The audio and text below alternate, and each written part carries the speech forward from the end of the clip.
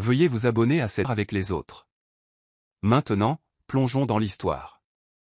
L'élégant Range Rover noir parcourait la route sinueuse menant à Millbrook, dans le Connecticut. Ses vitres teintées captaient les rayons dorés du soleil de fin d'après-midi. Devin ajusta ses lunettes de soleil et serra le volant plus fort que nécessaire. À 41 ans, après avoir passé 15 ans à bâtir un empire à Chicago, il se retrouvait de retour dans la ville où il avait juré de ne jamais revenir. Le GPS annonça « Vous êtes à 5 miles de votre destination ». Mais chaque mile qui passait semblait une éternité, déterrant des souvenirs qu'il avait profondément enfouis. Les grands arbres centenaires qui flanquaient la route se dressaient comme des sentinelles silencieuses, témoins de son retour à contre-cœur. Monsieur Champ, la réunion avec le conseil d'administration de Millbrook Technologies est confirmée pour demain à 9 h, vint la voix de son assistante, Rachel, via le système Bluetooth de la voiture. Merci, Rachel. Assurez-vous que les documents d'acquisition sont prêts et que les avocats sont en attente, répondit sèchement Devin, son ton vif et professionnel. La vérité, cependant, était que l'acquisition de Millbrook Technologies n'était qu'une couverture. La vraie raison de son retour résidait dans le testament de sa grand-mère. Denise Champ, une femme formidable décédée un mois plus tôt, avait stipulé que Devin devait rester à Millbrook pendant 3 mois pour hériter de sa vaste fortune, une somme qui aurait été significative même pour un milliardaire comme lui. Alors qu'il approchait du centre-ville, c'était comme si le temps s'était arrêté. La place centrale était exactement la même.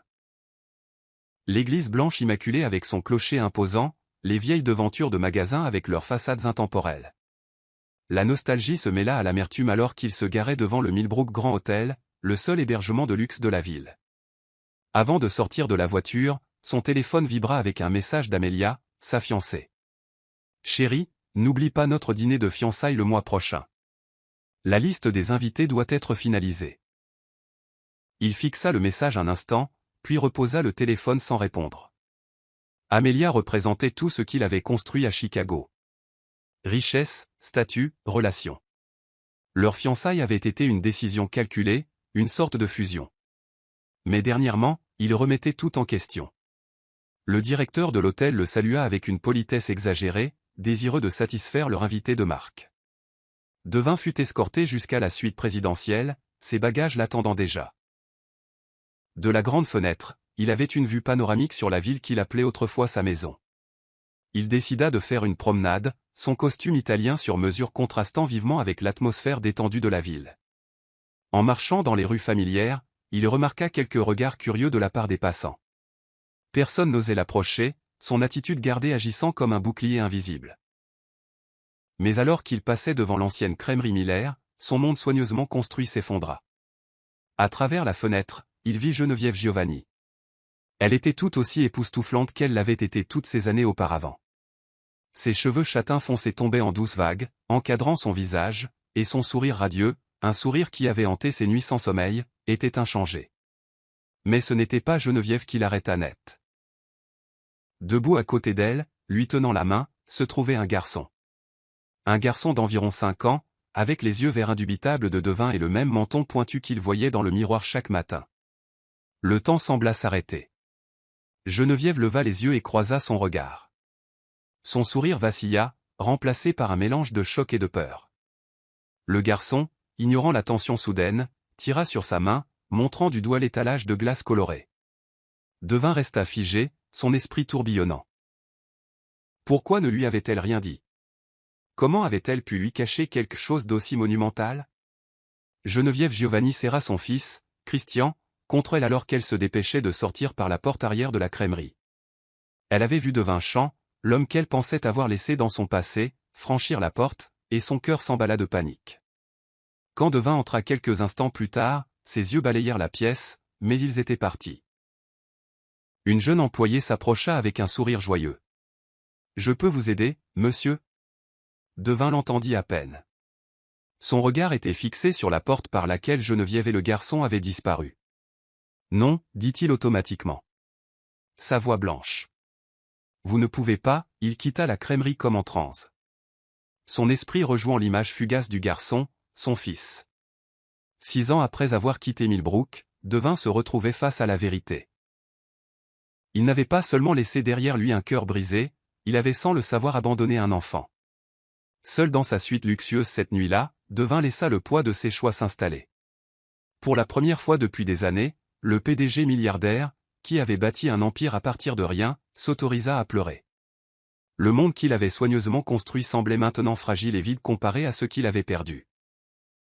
Alors qu'il regardait depuis le balcon, un verre de whisky intact sur la table à côté de lui, son esprit revint à l'été 2018. L'odeur des magnolias en fleurs emplissait l'air. Devin avait rencontré Geneviève à la bibliothèque municipale, où elle travaillait à la restauration de vieux livres. Elle était perchée sur une échelle, cherchant un volume poussiéreux. « Avez-vous besoin d'aide » avait-il demandé. Quand elle s'était tournée, son sourire chaleureux avait allumé quelque chose en lui qu'il ne savait même pas être sombre. Maintenant, des années plus tard, le souvenir était doux amer. Son téléphone vibra, le ramenant au présent. C'était Amélia, sa fiancée. Devin, ça fait 2 messages sans réponse. Est-ce que tout va bien? Il écarta le téléphone, incapable de lui faire face. Comment pouvait-il expliquer qu'il venait de découvrir le fils qu'il ne savait pas avoir? Comment pouvait-il concilier la vie qu'il avait planifiée à Chicago avec celle qu'il attendait à Millbrook? Le lendemain matin, l'assistante de Devin l'intercepta dans le hall de l'hôtel avec des documents urgents pour une prise de contrôle d'entreprise. Annulez la réunion, dit brusquement Devin. Mais, monsieur. Reportez-la, ordonna-t-il. La semaine prochaine. Devin se rendit au domaine de sa grand-mère Denise, un manoir victorien tentaculaire qui semblait maintenant aussi lourd de secrets que d'histoire. Dans le jardin, Lily, la gouvernante qui était avec la famille depuis des décennies, s'occupait des roses. « Je savais que tu reviendrais, » dit-elle sans lever les yeux. « Lily, » dit Devin avec hésitation. « Que peux-tu me dire sur Geneviève Giovanni » L'expression de la femme plus âgée changea. « Alors, tu es au courant pour Christian. » Le nom du garçon frappa Devin comme un éclair.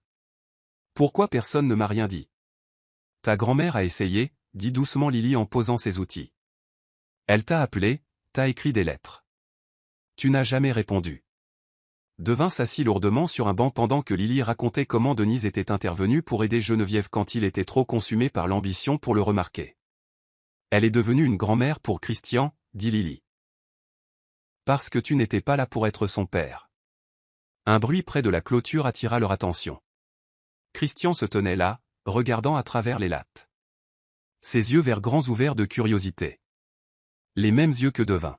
« Chris » appela vivement la voix de Geneviève. Le garçon disparut en un instant.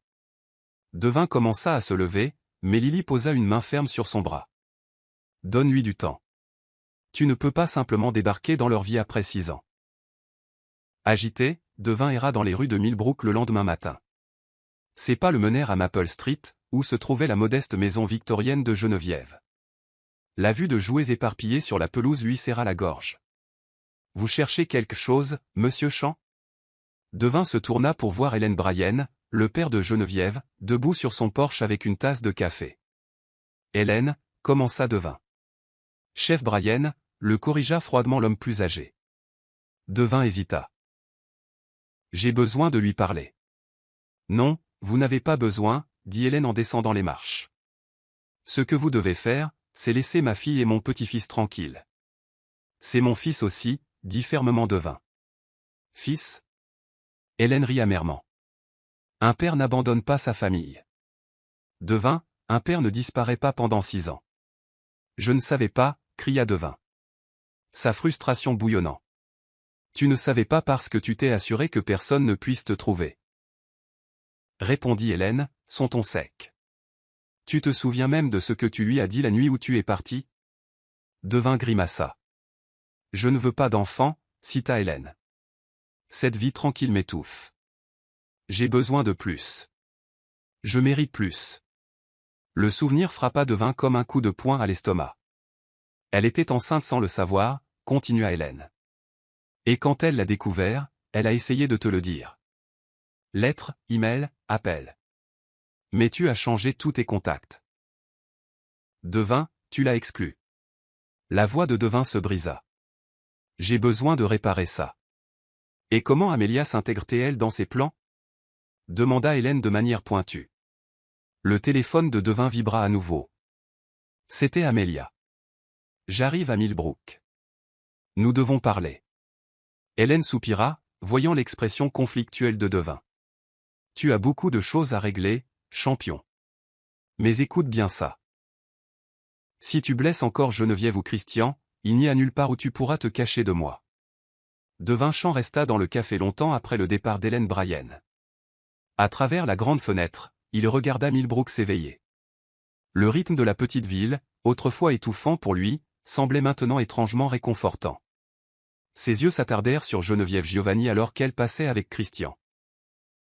Le garçon était animé, sautant de haut en bas, racontant à sa mère une histoire qui la faisait rire. Un rire que Devin n'avait pas entendu depuis 6 ans mais dont il se souvenait comme si c'était hier. Son téléphone vibra sur la table. C'était encore Amélia. Son message était brutal. Que se passe-t-il, Devin? M'évites-tu? Devin fixa son écran avant de taper une réponse. Ne viens pas. Il y a quelque chose que je dois te dire, et je dois le faire en personne à mon retour. Sa réponse arriva immédiatement. De quoi parles-tu? Que se passe-t-il? Mais Devin ne put se résoudre à expliquer. Pas encore. Son regard suivit Geneviève et Christian jusqu'à ce qu'ils disparaissent au coin de la rue. Sa décision était déjà prise, même s'il n'était pas prêt à l'admettre à voix haute. La bibliothèque municipale de Millbrook se dressait comme une relique fidèle de son passé. Les murs de briques rouges et les fenêtres cintrées étaient exactement comme Devin s'en souvenait. Il avait passé les 3 derniers jours à observer la routine de Geneviève et Christian, reconstituant la vie qu'ils avaient bâtie sans lui. Le mercredi était son jour le plus chargé. Elle animait toujours le programme de lecture pour enfants. Caché parmi les étagères imposantes, Devin regarda Geneviève diriger un groupe d'enfants enthousiastes. Sa voix douce et mélodieuse donnait vie au petit prince, enchantant les jeunes auditeurs. « Quelle est la partie la plus importante du livre » demanda-t-elle au groupe. La main de Christian se leva, et il répondit avec confiance. L'essentiel est invisible pour les yeux. Le cœur de Devin se serra alors que les yeux verts de son fils pétillaient d'excitation. C'est avec le cœur que l'on voit bien, ajouta Christian. Geneviève sourit, la fierté évidente dans son expression. Elle lui ébouriffa doucement les cheveux. Exactement, chérie. Après la séance, la plupart des enfants partirent avec leurs parents. Mais Christian resta, feuilletant un livre sur les dinosaures. Devin rassembla son courage et s'approcha. C'est un super livre, commenta Devin en montrant la couverture. Christian leva les yeux. Sa curiosité piquait. Tu aimes les dinosaures? Je les adorais quand j'avais ton âge, répondit Devin, le cœur battant la chamade. Le Tyrannosaurus Rex était mon préféré. Le mien aussi, s'exclama Christian. Mais maman dit que le Tricératops est plus cool parce qu'il ne faisait de mal à personne. Geneviève apparut alors, son expression se figeant en voyant Devin. Chris, il est temps de partir, dit-elle, sa voix tendue. Mais maman, je parlais de dinosaures avec. Maintenant, Christopher, le coupa TL. À contre-cœur, Christian remit le livre en place et fit un signe de la main. Au revoir, M. Dinosaure. Geneviève attendit que Christian soit hors de portée de voix avant de se tourner vers Devin. Sa voix basse et en colère. Que fais-tu ici? Nous devons parler, Geneviève. Non, nous n'avons pas besoin, lança-t-elle. Tu as perdu ce droit il y a longtemps. S'il te plaît, plaida-t-il. 5 minutes. C'est tout ce que je demande. Quelque chose dans son ton la fit hésiter. Finalement, elle céda. Demain, midi, au café Mason. Chris sera à l'école. Devin arriva au café Mason une demi-heure en avance. Son esprit répétant tout ce qu'il voulait dire. Il avait ignoré les textos de plus en plus frénétiques d'Amélia, incapable d'équilibrer les deux mondes qui se heurtaient autour de lui. Geneviève arriva pile à l'heure, vêtue d'une simple robe à fleurs et tenant un dossier de documents. Elle fit glisser les papiers sur la table sans préambule. Ce sont les actes de naissance de Christopher, dit-elle froidement. J'ai pensé que tu devrais les voir. Et non, tu n'as pas besoin de faire un test ADN. Regarde-le, tout simplement. Devin parcourut les documents. Ses yeux s'attardèrent sur le nom complet de son fils. Christian Daniel Giovanni. Pourquoi ne m'as-tu rien dit, demanda-t-il, la voix brisée. Geneviève laissa échapper un rire amer. Tu avais été clair sur ce que tu voulais. Pas d'enfant, pas de vie de petite ville, pas de lien avec Millbrook. Et puis tu as disparu. Tu as changé ton numéro, ton email, tout. Sa voix se cassa. Comment aurais-je pu? Je suis désolé, murmura Devin. Plus que je ne pourrais jamais le dire. Être désolé ne change pas le passé, répondit-elle. Son sang-froid vacillant. Que veux-tu maintenant, Devin? Je veux connaître mon fils. Je veux faire partie de sa vie. Et Amélia? Ton entreprise. Ta vie de grande ville? Devin hésita avant de répondre. J'ai rompu avec Amélia hier soir. Au téléphone, il grimaça à sa propre admission. Je sais que ce n'était pas la meilleure façon, mais... Les yeux de Geneviève s'écarquillèrent. Tu as fait quoi? J'ai réalisé que mes priorités avaient changé, continua-t-il. Je peux diriger mon entreprise de n'importe où. J'ai déjà commencé à chercher des maisons ici à Millbrook. Tu ne peux pas simplement. Je peux et je le ferai, l'interrompit fermement Devin. J'ai déjà manqué 5 ans de la vie de mon fils. Je ne manquerai pas un autre jour. Geneviève soupira, ses mains tremblant alors qu'elle tripotait sa serviette. Il a demandé après toi hier, dit-elle doucement. Il a dit que tes yeux étaient comme les siens. Le cœur de Devin se serra. Que as-tu dit? Que parfois, les gens ont juste des yeux similaires, répondit-elle. Mais je ne sais pas combien de temps je pourrai tenir comme ça. Il est intelligent, Devin. Il finira par comprendre. Alors laisse-moi faire partie de sa vie, plaida Devin. Nous irons à ton rythme, mais s'il te plaît, donne-moi une chance. Geneviève l'étudia un long moment avant d'acquiescer. Demain, il a un match de baseball à 3 heures. Si tu veux venir, tu peux. Devin hocha la tête. Le soulagement l'envahissant. L'après-midi suivant, Devin arriva au terrain de baseball animé. Il s'assit dans les gradins, son jean décontracté et son polo contrastant vivement avec sa tenue de travail habituelle. Sur le terrain, Christian, portant le maillot numéro 7, s'échauffait avec son équipe. Sa concentration et sa détermination reflétaient la propre enfance de Devin. Geneviève apparut à côté de lui, s'asseyant à une distance prudente. C'est le lanceur partant, dit-elle, la fierté évidente dans sa voix. Devin sourit. Comment a-t-il commencé à jouer? Geneviève hésita. C'était l'idée de ta grand-mère. Denise venait à tous ses matchs. Elle disait que le baseball était dans le sang des champs. La mention de sa grand-mère remplit Devin de culpabilité. Combien de matchs Denise avait-elle assisté à sa place? Alors que le match commençait, Devin fut captivé par l'habileté de Christian. Le sang-froid du garçon sur le monticule, la façon dont il ajustait sa casquette, même sa posture, tout cela semblait étrangement familier. Soudain, une agitation parcourut les gradins. Amélia, vêtue impeccablement en Chanel et talons, s'approcha. Sa voix trancha le bruit. Devin chant, lança-t-elle. 3 jours sans répondre à mes appels, une rupture par téléphone, et maintenant je te trouve ici, à regarder un match de baseball? Tous les yeux se tournèrent vers eux, y compris le regard curieux de Christian depuis le monticule du lanceur. Geneviève se leva rapidement. Je vais chercher à boire, marmonna-t-elle. Non. Dit Devin en l'arrêtant doucement. Il se tourna vers Amélia, sa voix calme mais ferme. Nous devons parler, mais pas ici. Les yeux d'Amélia se plissèrent. Son regard se déplaçant vers Christian. C'est ton fils, demanda-t-elle, sa voix empreinte d'incrédulité. Oui, répondit simplement Devin. Le poids de sa confession flottait dans l'air. Amélia chancela comme si elle avait été physiquement frappée. Depuis combien de temps le sais-tu? 4 jours, dit-il. Et tu as déjà choisi, cracha-t-elle.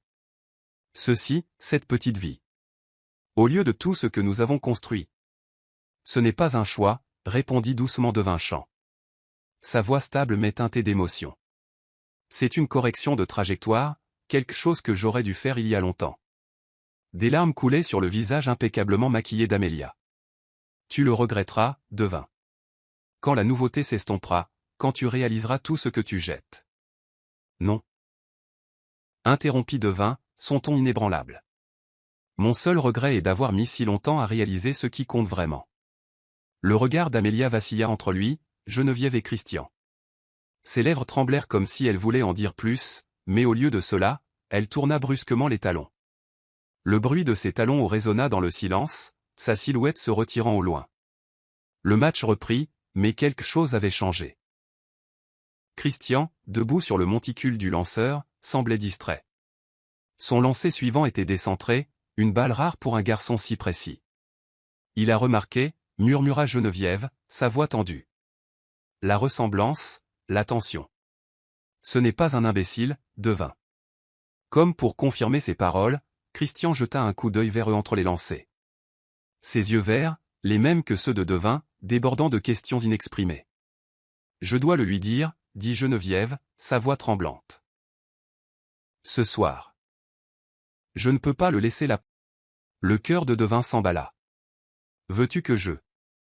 Non, l'interrompit-elle. Il doit l'entendre de moi d'abord. Ensuite, nous verrons. Cette nuit-là s'éternisa pour Devin, chaque minute semblant une éternité alors qu'il imaginait la conversation de Geneviève avec Christian. Seul dans le manoir de sa grand-mère Denise, il tomba sur un vieil album photo caché dans son bureau. Page après page, Devin vit des instantanés de la vie de Christian. Son premier jour d'école, ses anniversaires, ses premiers matchs de baseball. Chaque image apportait de nouveaux élans de regret. Sa grand-mère avait tranquillement chéri ces moments, espérant le jour où Devin serait prêt à les voir. « Je suis désolé, grand-mère, murmura-t-il dans le silence. Mais je te promets que je vais arranger ça. » Alors que l'aube se levait, son téléphone vibra. Un message de Geneviève. Il veut te rencontrer. Petit déjeuner au Miller S Dîner. Miller S Dîner était un point de repère nostalgique pour Devin. Un endroit où lui et Geneviève avaient autrefois partagé des milkshakes après l'école. Maintenant, il servait de scène à une rencontre qu'il redoutait et désirait à la fois. Assis à une table d'angle, Devin ne parvenait pas à calmer ses mains tremblantes. La cloche familière du restaurant sonna et Geneviève entra, tenant fermement la main de Christian. Les yeux verts du garçon, si semblables aux siens, étaient bordés de rouge, preuve d'une nuit blanche. « Bonjour », dit doucement Geneviève en guidant Christian vers la table. Le garçon s'assit en face de Devin, l'étudiant attentivement. Le silence s'étira jusqu'à ce que, finalement, Christian parle. « Es-tu vraiment mon père » demanda-t-il, sa voix petite mais ferme. Devin déglutit difficilement. « Oui, je le suis. Pourquoi n'es-tu pas venu me voir avant ?» La question le frappa comme un coup de poing à l'estomac. La voix de Devin vacilla. « Parce que j'ai fait une très grosse erreur.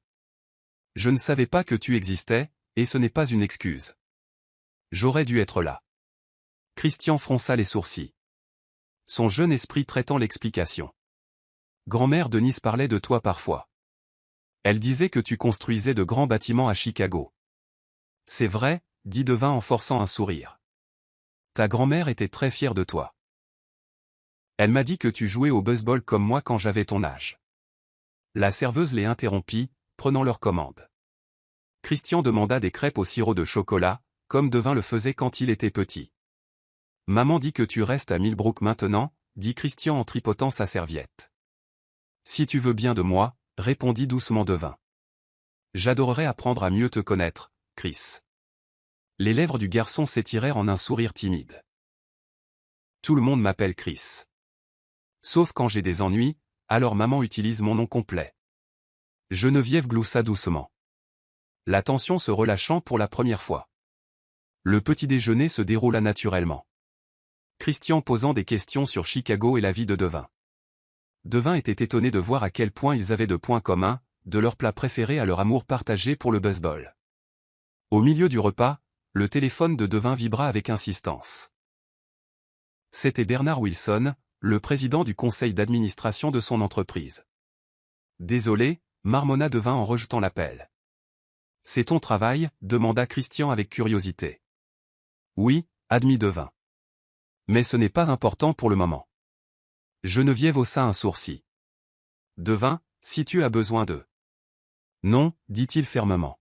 « Ceci est plus important. » Le téléphone sonna à nouveau, et la serveuse s'approcha avec un téléphone fixe. « Monsieur Champ » c'est urgent. Maxwell Enterprises. Devin s'excusa à contre-cœur. La voix de Bernard était sèche. Le conseil se réunit dans 1 heure. Nous perdons le contrat Miller à cause de ton absence. Soit tu reviens à Chicago aujourd'hui, soit nous votons pour ton remplacement. Devin jeta un coup d'œil par la porte de la cuisine. Christian riait de quelque chose que Geneviève disait, son visage s'illuminant de joie. Alors votez, dit simplement Devin en raccrochant. Quand il revint, Chris leva les yeux vers lui. Tu as l'air inquiet. Devin sourit en se rasseyant. Ce n'est rien. Et, que dirais-tu d'aller au terrain de baseball après l'école? On pourrait s'entraîner à lancer. Le visage de Chris s'illumina. Je peux, maman? Geneviève hésita, mais finit par hocher la tête. Bien sûr, chérie. Mais seulement jusqu'à 6 heures. Tu as des devoirs. Cet après-midi-là, Devin regarda Chris sur le monticule du lanceur, le guidant dans sa posture et son lancer. Papa, appela soudainement Chris, essayant le mot pour la première fois. Tu peux me montrer ce lancer à nouveau? Le mot frappa Devin comme une étreinte chaleureuse. Bien sûr, mon fils. Pendant ce temps, les rumeurs sur le départ de Devin de son entreprise commencèrent à circuler à Millbrook. Le titre du journal local disait: Le magnate local perd le contrôle d'une entreprise d'1 milliard de dollars. Mais rien de tout cela n'avait d'importance. Devin savait qu'il avait fait le bon choix. 2 semaines plus tard, en triant les affaires de sa grand-mère, Devin découvrit une boîte scellée avec son nom écrit dans l'élégante écriture de Denise. Lily entra dans la pièce avec un plateau de thé. Elle a laissé ça pour toi. Elle espérait que tu l'ouvrirais quand tu serais prêt. À l'intérieur se trouvaient des dizaines de lettres non envoyées. La première était datée de 6 ans. Cher Devin, aujourd'hui j'ai rencontré ton fils. Geneviève a peur mais elle est forte. Et Christian est extraordinaire. Il a tes yeux et ta détermination. J'espère qu'un jour tu rentreras à la maison. Il y a tant de choses que tu dois voir. Les larmes brouillèrent la vision de Devin alors qu'il lisait lettre après lettre, chacune relatant des moments de la vie de Christian. Des moments qu'il avait manqués mais qu'il chérissait maintenant profondément. Monsieur Champ, Rachel, l'ancienne assistante de Devin, interrompit ses pensées alors qu'il regardait par la fenêtre du bureau de sa grand-mère Denise. Bernard Wilson est là.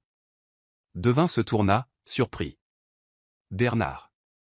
Quelques instants plus tard, Bernard Wilson, le président de Maxwell Enterprises, entra dans la pièce. Son costume sur mesure contrastant vivement avec la simplicité rustique du bureau. Nous devons parler, dit fermement Bernard. Devin se redressa.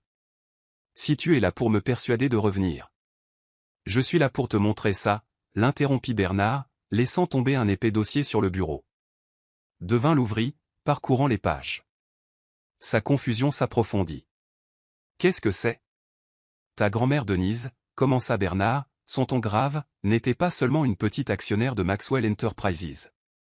Elle était la plus grande actionnaire unique. Pendant des années, elle a caché ses participations par le biais de sociétés écrans. À son décès, ses actions sont devenues les tiennes. Tu es l'actionnaire majoritaire, Devin. Le conseil ne peut pas te renvoyer, même si tu es absent. La révélation frappa Devin comme la foudre. Denise, toujours vive d'esprit et prévoyante, avait protégé son avenir même quand il l'avait ignoré. Pourquoi me dis-tu ça maintenant? Demanda Devin, sa voix lourde d'émotion. Parce que Denise m'a fait promettre, admit Bernard. Elle a dit qu'un jour tu réaliserais qu'il y a des choses plus importantes que les affaires. Et quand ce jour viendrait, je devais m'assurer que tu ne perdrais pas tout en choisissant les bonnes priorités. Avant que Devin ne puisse répondre, Geneviève apparut à l'embrasure de la porte, pâle et visiblement bouleversée. Devin, dit-elle, la voix tremblante. Nous devons parler. Maintenant. Quelque chose dans son ton fit se lever Devin immédiatement. Bernard, nous finirons ça plus tard. Dans le jardin, Geneviève faisait les 100 pas nerveusement. Christian a trouvé de vieilles lettres dans le grenier, commença-t-elle, la voix chancelante. Des lettres que je t'ai écrites pendant ma grossesse. Devin sentit son cœur se serrer. Que disait-elle? La vérité, répondit Geneviève, les larmes montant. Que j'ai essayé de te parler de la grossesse. Que je suis allé à Chicago pour te trouver. Que? Elle hésita. Et Devin insista doucement. Que quoi? Que je t'ai vu, éclata T.L., la voix brisée. Avec Amelia. Vous aviez l'air si heureux. Si parfait ensemble. J'étais enceinte de 4 mois. J'ai dépensé tout ce que j'avais pour te trouver. Et quand je l'ai finalement fait, tu étais fiancé. Le souvenir frappa Devin comme une gifle. La fête de fiançailles à l'hôtel Drake, il y a plus de 5 ans. Pourquoi ne me l'as-tu pas dit plus tôt, demanda-t-il, la voix remplie de regret. Les larmes de Geneviève débordèrent. Parce que tu semblais avoir tourné la page. Parce que je ne voulais pas être la fille de province qui ruinait ta vie parfaite. Parce que... Sa voix vacilla. Parce que tu m'aimais encore, termina doucement Devin. Le silence entre eux était palpable. Christian a lu les lettres, continua Geneviève en essuyant ses larmes. Il sait tout maintenant. Sur nous, sur la grossesse, sur la façon dont j'ai renoncé à essayer de te le dire. Où est-il? Demanda Devin avec urgence. Au terrain de baseball. Il a dit qu'il avait besoin de réfléchir. Devin n'hésita pas. Il attrapa les clés de sa voiture. Devin, l'appela Geneviève en lui tendant une petite boîte en velours. À l'intérieur se trouvait la bague de fiançailles qu'il lui avait achetée il y a 15 ans. Il a trouvé ça aussi. Tu l'as gardée? Demanda Devin, la voix brisée. Certaines choses sont difficiles à laisser partir, murmura-t-elle. Au terrain de baseball, Christian était assis seul dans les gradins, une pile de lettres jaunies à côté de lui. Devin s'approcha prudemment. Je peux m'asseoir? Demanda-t-il doucement. Christian haussa les épaules mais se décala pour faire de la place. Après un long silence, le garçon parla. Est-ce que tu aimais maman? Plus que tout, répondit sincèrement Devin. Et maintenant? Demanda Christian, ses yeux vert perçants. Devin prit une profonde inspiration. Maintenant, je comprends que certains amours ne s'en vont jamais. Ils attendent juste le bon moment pour revenir. Christian prit une des lettres, ses doigts effleurant le papier. Maman a écrit que tu étais l'amour de sa vie. Qu'elle espérait que j'aurais ton sourire et ton cœur. Devin sourit tristement. Et c'est le cas. Tu as le meilleur de nous deux. Est-ce que tu repars? La voix de Christian était petite, presque effrayée. Jamais, dit fermement Devin. Pas même si tous les immeubles de Chicago en dépendaient. Christian se pencha contre son père, posant sa tête sur l'épaule de Devin. Promis? Je le promets, murmura Devin en serrant son fils contre lui. Quelques jours plus tard, Devin décida de franchir la prochaine étape pour reconstruire leur famille. Au petit déjeuner chez Geneviève, il suggéra « Et si on faisait un pique-nique » au lac Monroe. Geneviève se figea en plein mouvement, la suggestion ramenant un flot de souvenirs. Le lac Monroe avait été leur endroit, leur premier baiser, leur rêve d'avenir, là où il avait prévu de la demander en mariage avant que tout ne s'effondre. « S'il te plaît, maman, supplia Christian, les yeux brillants. On peut aller pêcher aussi? Geneviève jeta un coup d'œil à Devin, dont l'expression pleine d'espoir correspondait à celle de leur fils. D'accord, céda T.L. Mais c'est vous deux qui préparez tout. La matinée fut un tourbillon d'activités. Christian aida Devin à préparer les sandwichs tandis que Geneviève rassemblait des fruits et des boissons. La domesticité du moment n'échappa à aucun des deux adultes. Au lac, Christian testa avec enthousiasme sa nouvelle canne à pêche, un cadeau de Devin. Pendant ce temps, Geneviève et Devin étaient assis sur une couverture à carreaux, le lac calme reflétant le ciel lumineux. Cet endroit, dit doucement Geneviève, me rappelle cet été. Avant que tout ne s'effondre, ajouta Devin. Nous avons tous les deux fait des erreurs, admit-elle. J'aurais dû me battre plus fort. J'aurais dû te parler de Chris. Devin fouilla dans sa poche et sortit la petite boîte en velours. Savais-tu que j'allais te demander en mariage ici? La dernière semaine avant notre dispute. Le souffle de Geneviève se coupa. Devin, je dois dire ça, l'interrompit-il doucement. J'avais tout prévu, le coucher de soleil, les fleurs. J'avais même convaincu le vieux Pet de jouer notre chanson à la guitare. Mais ensuite, cette offre d'emploi est arrivée à Chicago. Et j'ai perdu mon chemin, avant que Geneviève ne puisse répondre, le cri de Christian brisa le moment. Papa. J'en ai un. Devin et Geneviève regardèrent leur fils remonter sa première prise, son visage rayonnant de concentration et de joie. Il est incroyable, murmura Devin. Nous sommes là maintenant, répondit doucement Geneviève. C'est ce qui compte. Au fil de la journée, ils rirent, racontèrent des histoires et se remémorèrent des souvenirs. Christian posa d'innombrables questions sur la rencontre de ses parents, souriant en les entendant décrire leur jeunesse. « Vous vous êtes rencontrés ici ?» demanda-t-il en mordant dans un sandwich. « Ta mère lisait Le Petit Prince sous ce chêne » dit Devin en montrant du doigt. « J'essayais de l'impressionner avec mes talents de pêcheur et je suis tombé dans l'eau. » Geneviève rit au souvenir. Il est sorti trempé, essayant toujours d'être charmant. « Ça a marché ?» demanda Christian. « Plus ou moins » admit Geneviève avec un sourire. Alors que le soleil se couchait, peignant le lac de teintes rose dorée, Christian s'endormit sur la couverture, épuisé mais heureux. Geneviève lissa une mèche des cheveux de son fils. Il avait l'air si paisible. Devin prit une profonde inspiration, rassemblant son courage. « Gêne, je sais que c'est trop tôt, et qu'il y a beaucoup à reconstruire, mais... » Il ouvrit la boîte en velours. « Je n'ai jamais cessé de t'aimer. S'il y a une chance. » Devin, l'interrompit Geneviève, les larmes aux yeux. « Il y a tellement de choses entre nous, tant de douleur et tant d'amour. » Devin fit un geste vers leur fils endormi. « Regarde-le, Gêne. Regarde-nous. Pouvons-nous avoir cette chance à nouveau ?» Geneviève hésita avant de prendre sa main. « Un jour à la fois, dit-elle doucement. » Devin hocha la tête, rangeant la bague mais gardant sa main dans la sienne. En rentrant à la maison, Christian s'agita sur la banquette arrière, marmonnant « meilleure journée de ma vie ». Geneviève et Devin échangèrent un regard, une promesse silencieuse passant entre eux. Certains ponts, une fois reconstruits, deviennent plus solides que jamais. Ce soir-là, après avoir déposé Geneviève Giovanni et Christian chez eux, Devin Champ retourna au manoir de sa grand-mère Denise.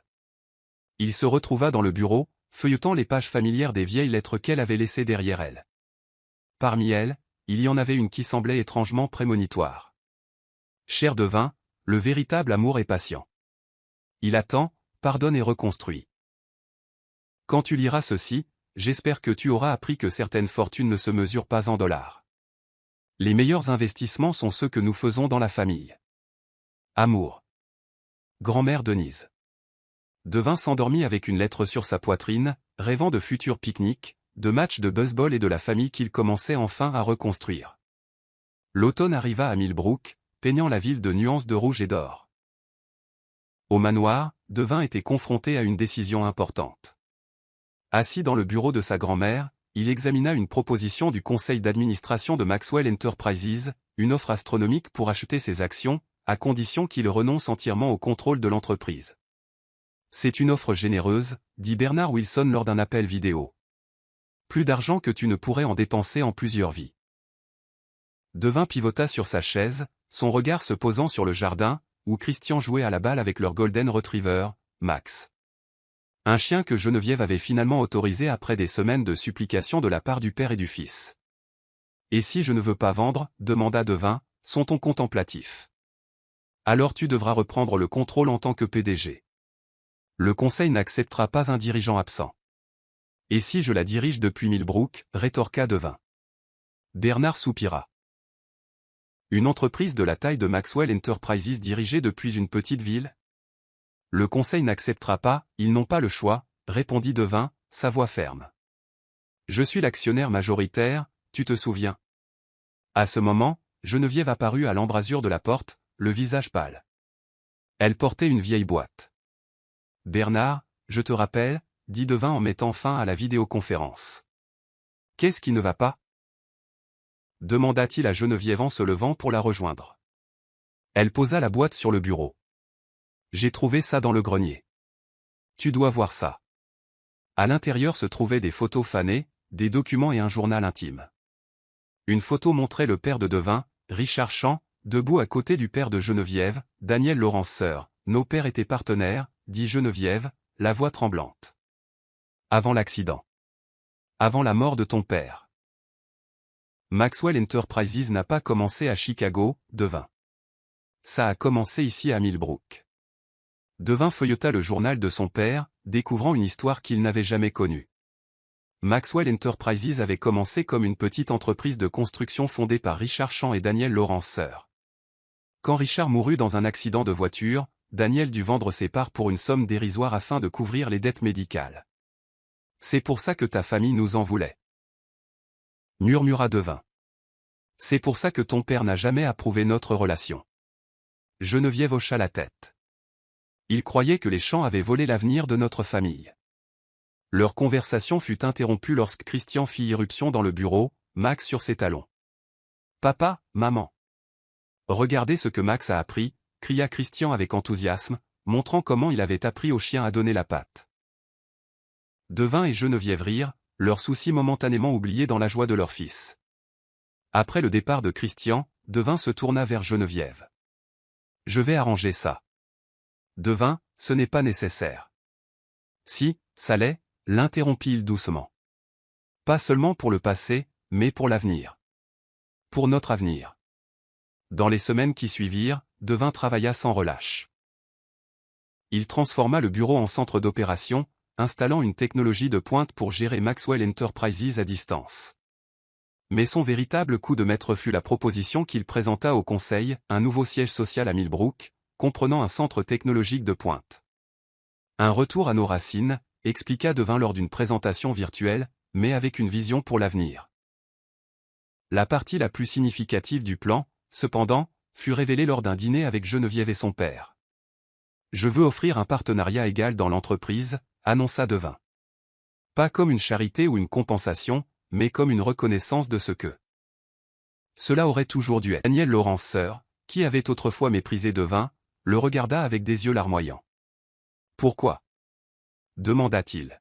« Parce que certaines dettes doivent être payées, » répondit Devin. « Et parce que je veux que mon fils grandisse en sachant que nous avons fait ce qui était juste. » Dehors, Christian jouait avec Max, ignorant les changements monumentaux qui se produisaient.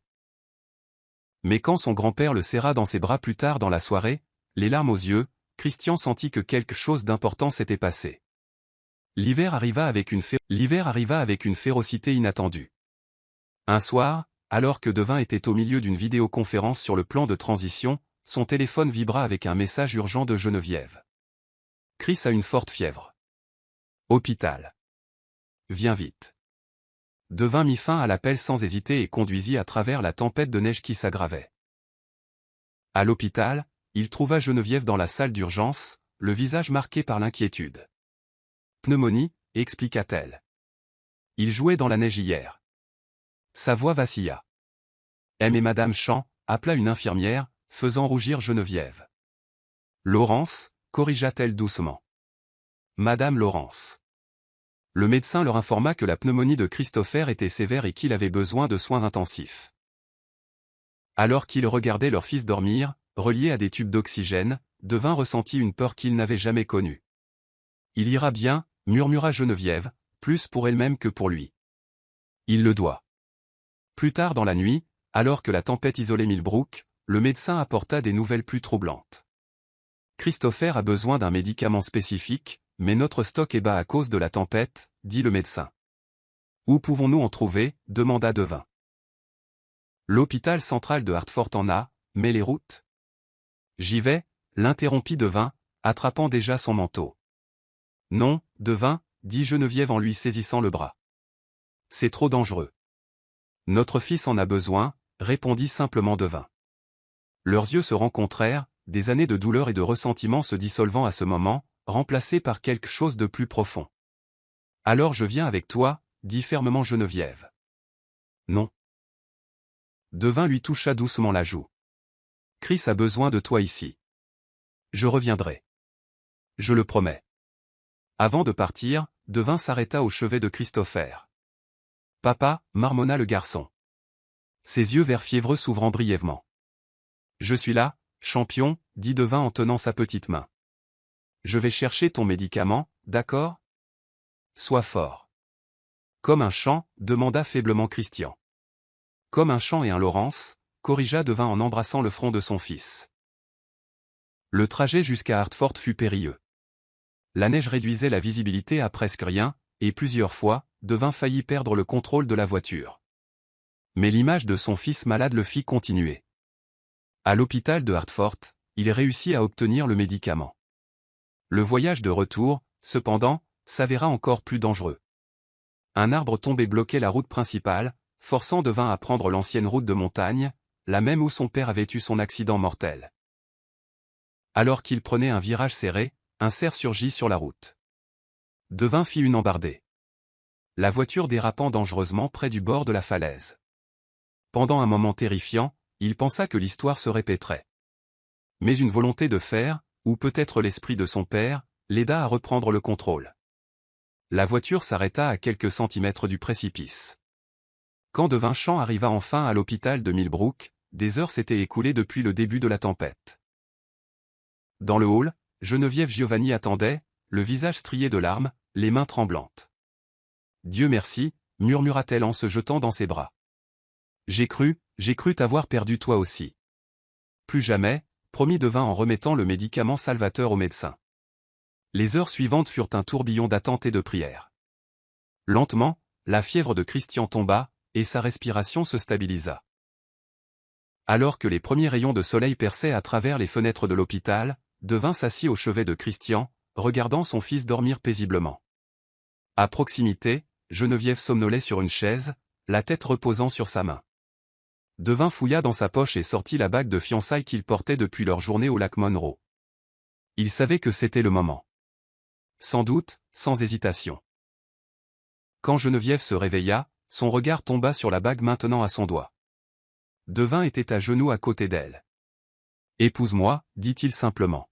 « Pas parce que nous le devons, pas parce que c'est juste, mais parce que je veux affronter chaque tempête de la vie à tes côtés. » Avant que Geneviève ne puisse répondre, Christian ouvrit les yeux, sa voix faible mais taquine.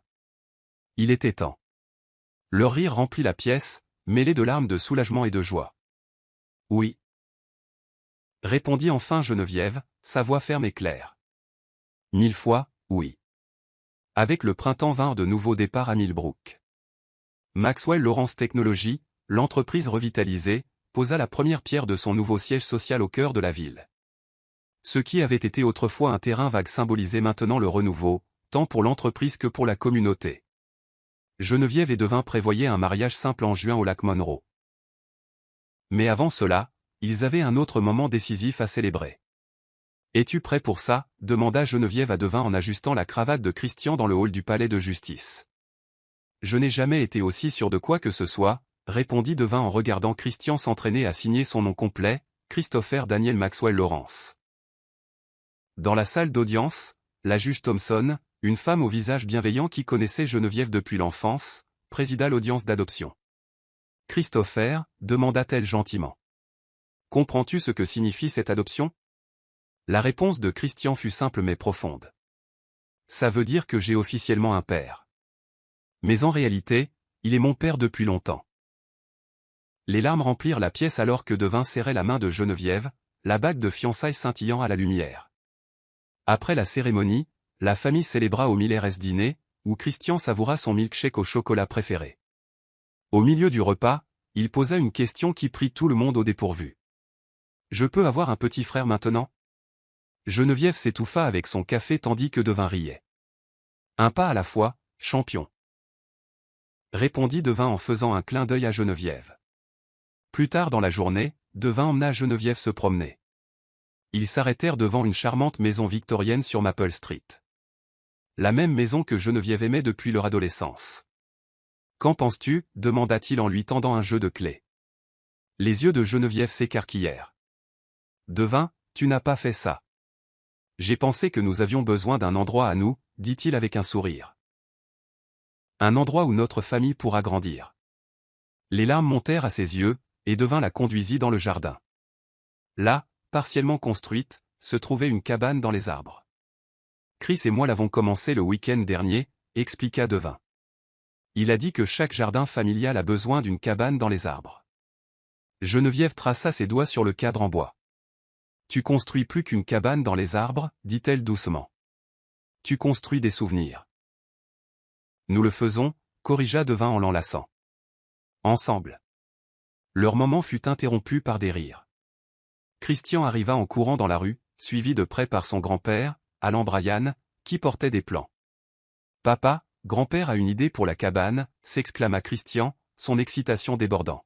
« On ajoute un système de poulies pour soulever des choses. » Alan tendit les plans. « J'ai pensé que nous pourrions y travailler ensemble, » dit-il. Devin tendit la main. Ce serait un honneur. Alors qu'il travaillait sur la cabane, Devin réalisa qu'il ne s'agissait pas seulement de construire une structure, mais de guérir de vieilles blessures et de bâtir un avenir. Juin arriva avec un temps parfait. Le lac Monroe était orné de fleurs sauvages et de lanternes, le décor étant une ode au parcours de Geneviève et Devin. Au manoir Maxwell, Geneviève se préparait pour le mariage dans la robe vintage de sa défunte mère. Lily, la gouvernante, ajusta son voile. « Quelque chose de vieux, » dit Lily avec un sourire. « Ta mère serait si fière. » Christian entra, portant une petite boîte bleue. « Quelque chose de bleu, » annonça-t-il fièrement, révélant un bracelet délicat. « Papa et moi l'avons choisi. » Geneviève serra son fils dans ses bras. « Tu es si beau, mon amour. » Comme un vrai Maxwell Lawrence. Au lac, Devin se tenait nerveusement sous l'ancien chêne où tout avait commencé. Bernard Wilson, maintenant un ami proche, lui tapota l'épaule. « Nerveux ? Pour la première fois de ma vie, admit Devin, je suis exactement là où je suis censé être. » Quand Geneviève apparut, conduite par son père, Devin sentit son cœur s'arrêter. « Prends soin de mon trésor, » murmura Alan en la lui confiant. « De toute ma vie, » promit Devin. La juge Thompson officia, invitant Christian à rejoindre ses parents pendant les vœux. « Aujourd'hui, nous célébrons non seulement l'union de deux personnes, » dit-elle, mais l'amour qui a construit cette famille. La voix de Devin se brisa alors qu'il parlait. « Geneviève, j'ai passé des années à bâtir un empire, mais mon vrai trésor a toujours été ici. Tu m'as donné le plus grand des cadeaux, notre fils, et maintenant, une seconde chance de bien faire les choses. Je promets de passer ma vie à mériter cet amour. » Geneviève sourit à travers ses larmes. « On dit qu'on ne peut pas réécrire le passé, mais on peut choisir la suite de notre histoire. Je te choisis, aujourd'hui et toujours. » La réception fut une célébration animée dans le jardin du manoir. Pendant leur première danse, Christopher les rejoignit, transformant la valse en un câlin familial. Un double arc-en-ciel apparut au-dessus du lac, et Christopher le montra avec enthousiasme. Grand-mère Denise disait que les doubles arcs-en-ciel sont des signes de promesses tenues. Plus tard, alors que le soleil se couchait, Geneviève murmura à Devin, « J'ai quelque chose à te dire. »« Qu'est-ce que c'est » demanda-t-il en remarquant l'étincelle dans ses yeux. Le souhait de Christopher d'avoir un petit frère pourrait se réaliser plus tôt que nous ne le pensions. Les yeux de Devin s'écarquillèrent. « Es-tu » Geneviève hocha la tête. Des larmes de joie débordant. Sous le ciel étoilé de Millbrook, avec son fils endormi et sa femme portant leur avenir, Devin Champ comprit enfin le vrai sens du succès. Il ne s'agissait pas de gratte-ciel ou de compte en banque, mais d'amour, de famille et du foyer qu'ils avaient construit ensemble. Une question pour nous tous. Si vous deviez choisir entre le succès professionnel dans une grande ville ou une vie plus simple entourée de ceux que vous aimez, quel chemin prendriez-vous ? Je suis heureux que vous soyez arrivés jusqu'à la fin. J'espère que vous avez apprécié l'histoire. N'hésitez pas à cliquer généreusement sur le bouton j'aime et à vous abonner pour d'autres récits captivants comme celui-ci. Nous aimerions avoir de vos nouvelles. Quelles leçons avez-vous tirées de cette histoire ? Partagez vos pensées dans les commentaires ci-dessous. À la prochaine histoire.